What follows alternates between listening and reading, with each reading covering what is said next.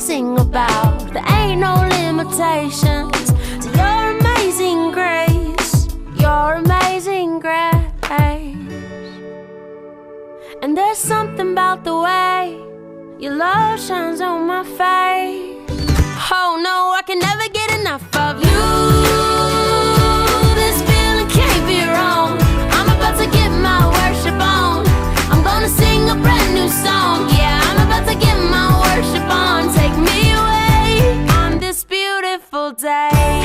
Yeah, yeah, yeah. It's a beautiful day. Yeah, yeah, yeah. It's a beautiful day.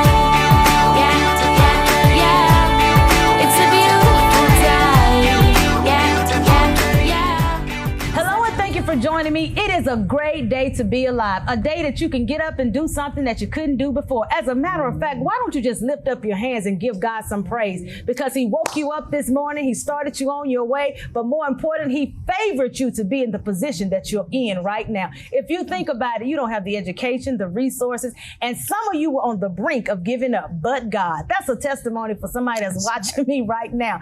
You're here because God graced you, he favored you, and he said, I have more for you. So my guest on today, they're going to talk about how God transitioned them back here to the great state of Mississippi for the awesome work that they're doing. Join me, if you will, and welcome me, NAACP, Oktibbeha County Branch President Yolanda Haddix, and of course, the one and only, the lovely, oh my God, we're so glad to be here. And I have to say this because some people don't know this, and I don't know if I've ever told you this.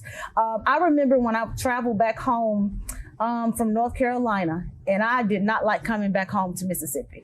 I cannot remember what event it was. It was something with the East Oktibbeha County. I can't remember. And I saw you, and you were interviewing people. And prior to coming home, God was dealing with me about relocating to Mississippi to start my television show. And so when I saw you, I started crying. I said, okay, God.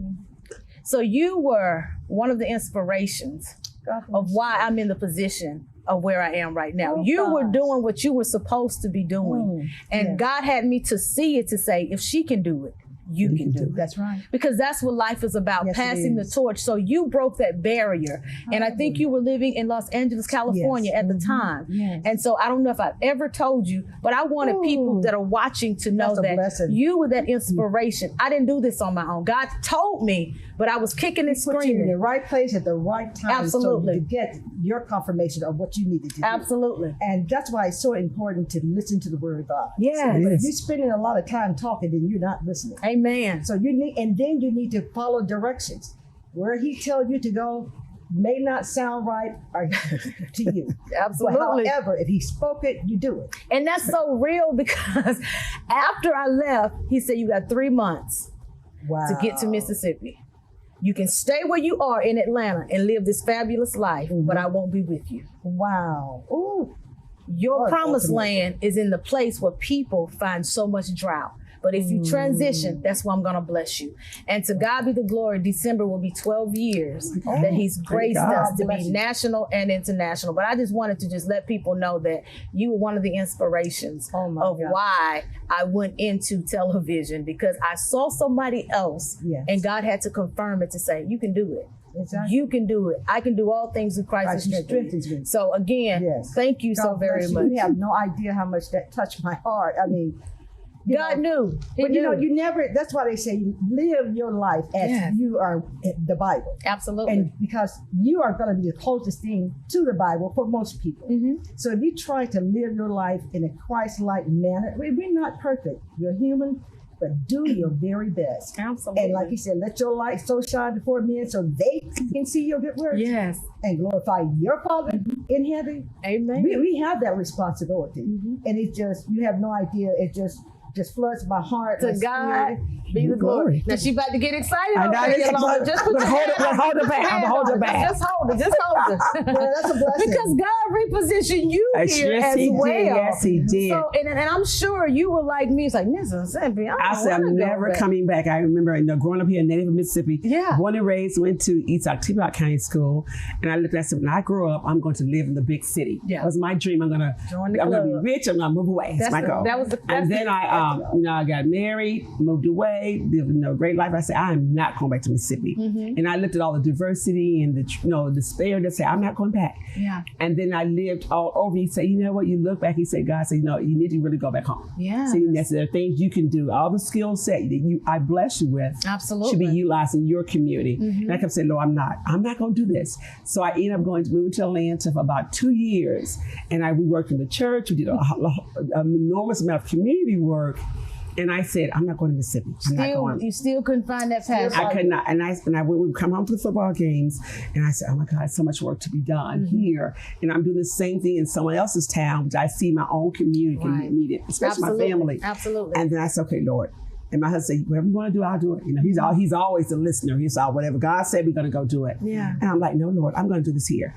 And finally, I said, you know what? I'm going back home. I got here. Like you said, I've been truly blessed. I mean, opportunities have been knocking on my door. Absolutely. Community work is what I am. I love to do it. And then community partnerships are key to really making life worth living. Let's talk about that, because so many times I think as African Americans, we want to do things alone, not understanding teamwork makes a dream work. You have to network and partner, and also connect with someone that's far greater than you are, and spread the love and the resources. You don't just hold it for yourself. You do not. So how has that been impactful, just partnering and going to the next level in your life? And I just had a meeting this week with someone. We talked about looking at all the different agencies and nonprofits and just look and say, listen, what are you doing on Tuesday? If there are 3 activities going on, let's collaborate. So I feel like that you may have skill sets that I don't have. Absolutely. But it's best to utilize all talent together and stop being in silos. Because what happens, you do 100% of the work, your body's to be down, and God didn't design us to be that way. And stress. Yes. He said, you are your brothers. We also should work as a community. We are the church. Absolutely. And so he said, when 2 or 3 of us together,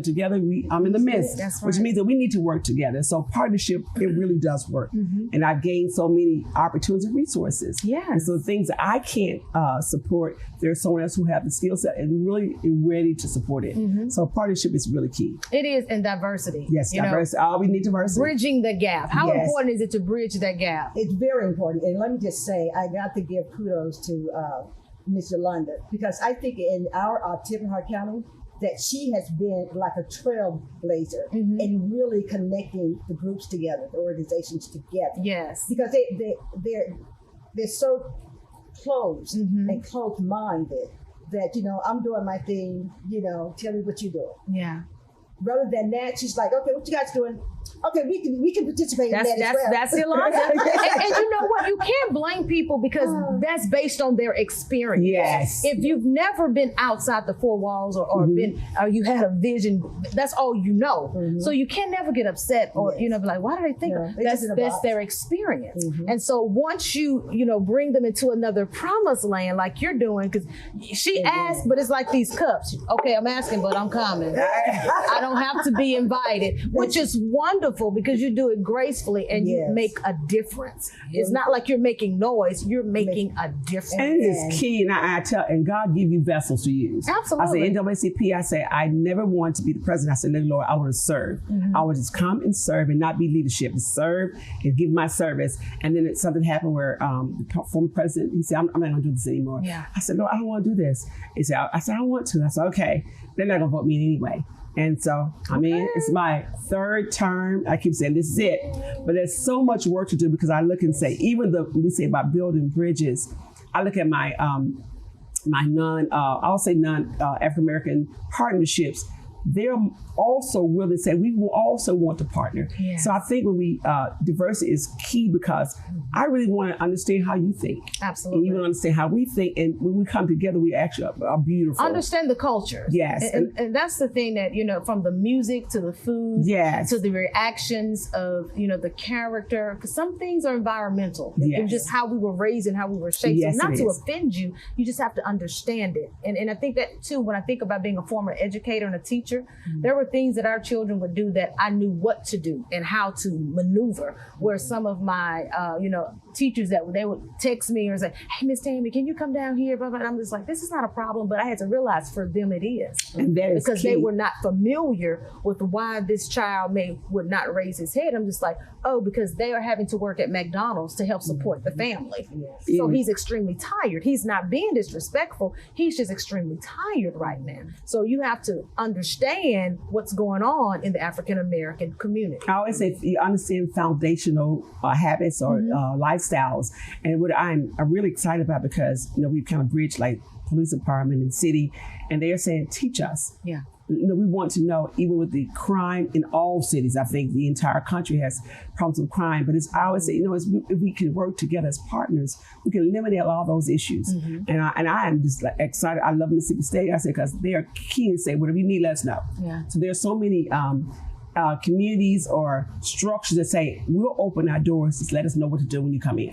When I look at MSU, if you've ever attended a football game, it's like full of love, energy. There's no color boundaries. There are no division. issues. All we want is a win. Give me a W.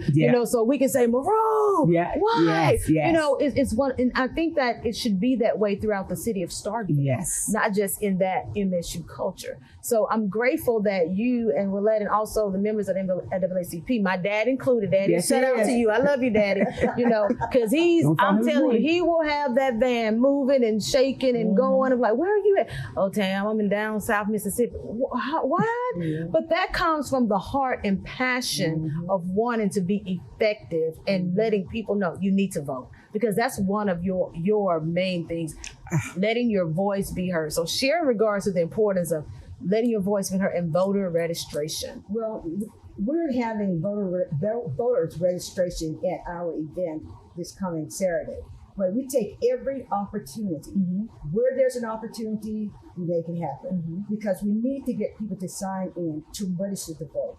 I've started, like one of my supervisor, Williams, he said, I take the registration form with me everywhere I go. So I started doing that as well, because, because I'm running for a district area right now. And I said, those who can't vote, okay, here we go. Let's sign you up right now. Now you can sign my petition. So, it's very, very important that we come together and learn how to support each other and get out there and reach those people who you can't assume that everyone is a registered voter.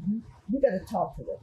But I think, but I think so. Voting comes with understanding the platforms. And I tell people, I say, it doesn't matter. And I don't even like politics. I say this. I wish we can all just say, you good for our community, you go there. It doesn't matter what you party you're in. But I think voting says that, my voice does matter. Yes. And I think I always blame our younger generation. I say, I cannot blame them, because we are the mentors. They're looking at our footsteps. Absolutely. And so we're not going to the poll, make an effort to teach them about the platforms, the candidates, where they contribute to the community, and that's our fault. And they learn from us. They say, well, why should I vote? Why shall I vote? And that's the question we always ask. So, well, you should vote. Do you want to have a voice? Say, my voice doesn't matter. Yes, your voice does matter. Let's go a little bit deeper than that.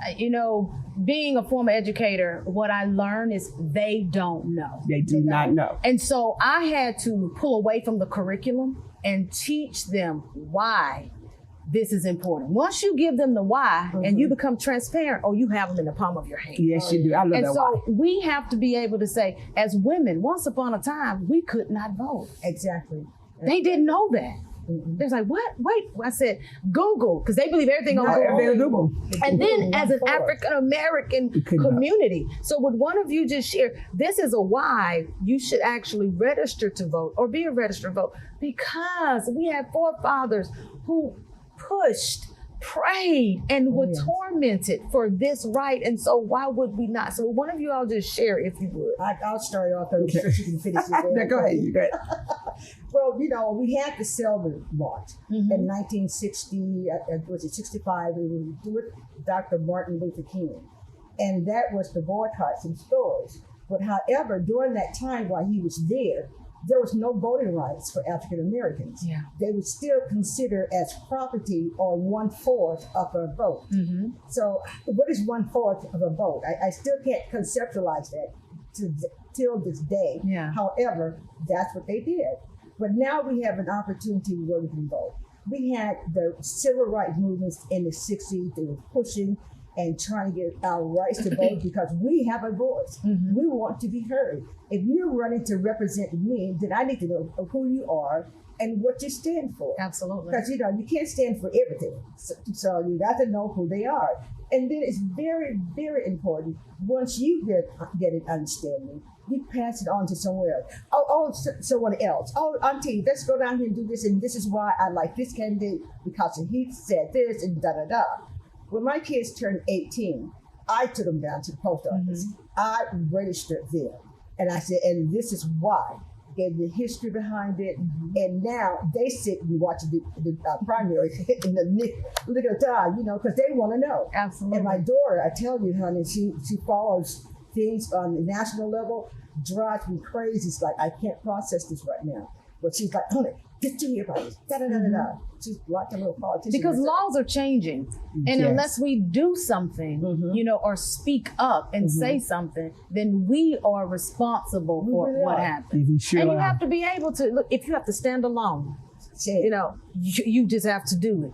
When God puts you in a position, sometimes you have to be that mouthpiece. You have to be that solitaire, that shine, on top of the hill, that shines and say, okay, Lord, I'll go if I have to go by myself. And I'm saying, also, I think what voting comes with your family, because we were, I guess, educated to say, well, what does my mother say? What does my sister say? So I tell my whole family, these are the candidates running. This is the platform they stand for. Yeah. And so we educate our own family. And I think we're short on that also. We assume our 18-year-old, 17-year-old, they just know everything. I said, but actually they don't understand the platform or the history. We have to go back to teach our own history. Because the leadership that's in office now are teaching their history. We must share our history, let them know the reason you vote, so you have the opportunity to come on these shows. The opportunity to have a show, have your own business. Those are the things why we do the things we do. And I think young people, just let them know the why. I love that. Yes, the why. We want to know why, because they always say why you go to the poll. This is the reason why. This is why you can have a pool in your community. You can have sidewalks in your community. Things that, we are visual learners. So what happens is if I can see it, I will believe it. Absolutely. But I got to see it, and I need someone to tell me. I told my mother, primary, she said, well, who's in the ballot? I said, Mom, you've always been involved in politics, but when you start getting kind of into your own little world, you forget about the outside world. But they do affect everything you do. Your gasoline, your cars. I mean, if you break it down. So I think we're going to have to go back and start teaching things back into our churches. To bring to the church and let them know about voting, even just a process. We can't tell you to vote for, just a process of voting, so we understand my vote really does count, and I do matter. The schools, the churches, the schools, you can contact any history teacher. They will be more than happy for you to come to be a guest speaker at any given point to share, insight. And our children will be happy to see someone that looks like them. To give them the truth about history, historical facts, and to share the why. One of the things that I've learned, you better have it all together, because when they say, why do I have to do that? Why is it? If you can prove it, you can sign them up and register them. And that's what I love so much about, the NAACP, is that you all are visible. You're in the community, on social media. I mean, you're making that impact from, all across, I'm not even going to say you're in Oktibbeha County, but sometimes you're in Lauderdale County. So it's almost like sometimes you're in Sunflower County, Copiah County. You're everywhere. And that's what it's about, because someone needs to know that it's okay to own a business. That it's okay to be an entrepreneur. It's okay, as a woman to do X, Y, and Z. If I never see anything different, I'll never be anything. That's it. So what would you say, being, an African-American female, of you, the president, has been your greatest challenge? I think my greatest challenge is, how would I say this, but leadership, just really, we as a community understand leadership skills. Now, I would say the 4 counties, Clay, Lowndes, Oktibbeha County, and Noxubee, we're all African-American female presidents of NAACP. Oh, that's historic. So we do a collaborative. Every time if there's a crime in Lowndes County, we all call each other. That's awesome. If there's a crime in Noxubee County, we call and say, what's going on? If they're in our county, I said, you got a kid up here from Noxubee, who is his family? We want to know the foundation of the problem, and how can we get involved? We need support, we'll show up with your support. But I think the greatest challenge is just making us understand that it's okay to be in leadership. It's okay to speak and say, we have a right to this right here. Absolutely. So I think we've been programmed to say, well, if I work for this company, I can't really say anything. I say your job is your job, but you still have a right to your freedom. Absolutely. And so the thing with me, I always say, God, I said, God, are you really sure you want me to do this right here? But I think He give you the skills, the I'll say the opportunities, the availability, the life. Because my husband say, you work all the time. I say, I'm not really working. It's just if I can just help one person to say, you know what, I can do that. Yeah. And I'm here with that. And that is my greatest challenge. If I can just make sure we understand we all are leaders. We all have the ability to lead someone. We just need the tools. And it's okay to say, I don't have that tool. Tammie may have that tool. I can work with Tammie and she's going to teach me the skills she knows. We have to rely on each other. And because of, we're African-American women, we know that we are usually the leaders.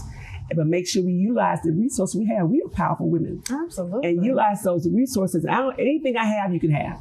Any information I have, you can have that also. I'm on the phone all the time. I teach small business classes. I'm on the phone all day long giving out information. They say, I said, do I need to go to Jackson with you? I said, God can bless me with the opportunity to share that. We have to do that because most people look at us as a wife figure or a mother figure. And most of the teenagers as a mother figure. So they're going to ask you every question. I said, your mother know about that? No, but I'm going to start my own business. I want to be a rapper. I said, now rapper. I said, grab that great business. Let's redirect you. I said, the thing up is that get another skill set and actually be a side hustle. I said, because I know how parents say, can it feed you? And they can actually start with the youth branch of the NAACP. Yes, they can. And we have a lot of youth. Let me just make that part because, my sister girl, Renika Thomas, most definitely, she has come in running like a whirlwind from anywhere. And I'm so proud of her because she's like, you know what? Somebody has to do something. She's vibrant, she's youthful, and she's creative. And so when you're talking about the businesses, if we could get our youth connected, get them involved, and give them the resources that they need, then when we fade out, they just step right into those skill set, and they're already equipped leaders. Skill set. We have to lead. We have to teach our kids how to become leaders, and let them. And then also the lack of understanding. You are to speak for my life or speak over my life. You are the next president, governor, whomever. Right. You're the next person. I need you to understand now that you're going to be running this country. So you teach them now and give them the history. My grandboys was here for baptism about 2 years ago. I think they learned about everybody that ever invented anything because, I'm a reader. And so you got to learn. And I can't teach you everything, especially with the memory being as it is. But it is our responsibility actually to reach one, teach one. And the kids really do. And I would say kids, the young people really look up to us because I work with a lot of youth and they just want to do something. And I have 2 calls waiting now for me to start a business. So I just want to start my business. So what do you want to do? And I always do a personality profile. What do you like to do and what are you willing to work to do? And people complain, said, we know we have terrible customer service. And I know I'm probably one, but I don't think it's a customer service. I tell them it's always leadership. I said, if you actually build a relationship and show people their value, they'll do whatever you say. Absolutely. And that's why I said it's our responsibility. I want to share this because I had to tell some college students this recently. I was asked the question, Miss Tammie, why did you, not go on to get your master's? And I looked at him and I said, it was always a goal. But once I start working my passion, I said, I didn't see a need for it. I said, because the entrepreneur side of me and the businesswoman, I said, I was making more money than I ever will with a master's based on what I can see. And so I told him, I said, you need to have multiple streams of income. Yes. It's great to be a business owner, but you may need to start out with your 8 to 5 until God move you and direct you. That's just common sense. Yes. You don't just start from the water, but what I'm seeing is they don't have work ethic. They think things are going to be given to them. Or I am old. And so that's one of my pet peeves, even with my daughter. When she turned 18, I said, I'm not buying you anything. I'm going to set you up this LLC. I'm going to put this amount of money in your bank account. Welcome to the real world. And that's exactly what I did. I love that. And even to this day, she's still working that business. She'll come out with 2 degrees in April of next year, and she's well equipped. So now you have a degree where you can work and you can still have tax-free money working your own business. That is It's key. So we have to make sure that it's great to own your own business. It sure is. But it's wonderful to have an experience where you're working for somebody else to give you that balance so that you can learn how to deal with difficult personalities. Absolutely. You know, when opposition comes, because nowadays I don't want to work for anybody. I understand that. But what happens when you get 65? And you have nothing. I don't want retirement. Okay. It's great, but are you making investments? Exactly. You know, everyone cannot do the trading. You know, that's the biggest thing. And I don't knock it, but you better make sure that you have something from God to sustain you. You better. And so once I finished the conversation with him, he looked at me and he said, I said, just Google me. Because he was trying to be smart and, you know, trying to embarrass me. But I was like, son, don't ever do that again. But I said, to each his own. If that's your goal, then God bless you. I said, but God put me on a different path. Absolutely. And so I had to follow that path. And I said, it has been a blessing, lucrative. And I said, and I can tell you right now, it's a blessing from God. I couldn't have done it. And you know, you're being an entrepreneur is such a great gift. It takes a lot of hard work. I mean, you sleep or you don't sleep, you eat, you may not eat, but then you can also pour into other people. Yes. When you met me, I actually had, when I did that those interviews at Moore High class reunion, I was working at UCLA full time as an administrator, but then I had my little hustle on the side. That's what we call it. Yes, Side hustle, right? Side hustle. I started off with the basic cable music show, and then I started going to all the gospel concerts and the awards things, and that's how my skills got me where Begin to develop. Sharpen my skills. And then when I got tired of the red carpet and going to this the Grammys, Grammy Salute to Gospel, the NAACP, I just got so tired being on the red carpet, you know, trying to fend for. Yes. Oh, but they remember you. If they remember you, then you can get that interview from anyone and tell me, just share your spiritual experience, or are you a spiritually connected person? And you get a lot of information. And then they want to talk to you about, so where do you worship? You always, and they call me the gospel lady. Well, I accept that. And I can see why. That's a great thing. Yeah, I accept that, and I can see why, and that's all right. But then that led me into public relations and media. But you were still working. And that's what we have to tell our young people. It's okay to work. But work your gift. Your gift will make room for you. And they will, and you can retire from your real job because this has made room for you. Yes. And you can continue to do what you love to do. And it's okay. You know? And even if you're not, Yolanda, you probably can share in regards to this. I share with students, I said, we're in a career and technical world right now. I said, once upon a time, I'm 47. My aunt and my mom said, go get, that 4-year degree, go get a master's. Yes. Now you can go for 9 weeks. And make a... At EMCC, ICC, Northwest Community College, Mississippi Gulf, and be blessed. Yes. Because you're working with your welders make great money. Oh, yes, surgical technologists. It's so many tools that people are saying, I would never do that. If God has gifted you, we have to introduce our young people to that. Electrician, you can't Bye. So put the drop top down, turn it up, I'm ready to fly. And there's something about the way your sun shines on my face. It's a love so true, I can never get enough of you. This feeling can't be wrong. I'm about to get my worship on. Take me away. It's a beautiful day. Yeah, yeah, yeah. It's a beautiful day.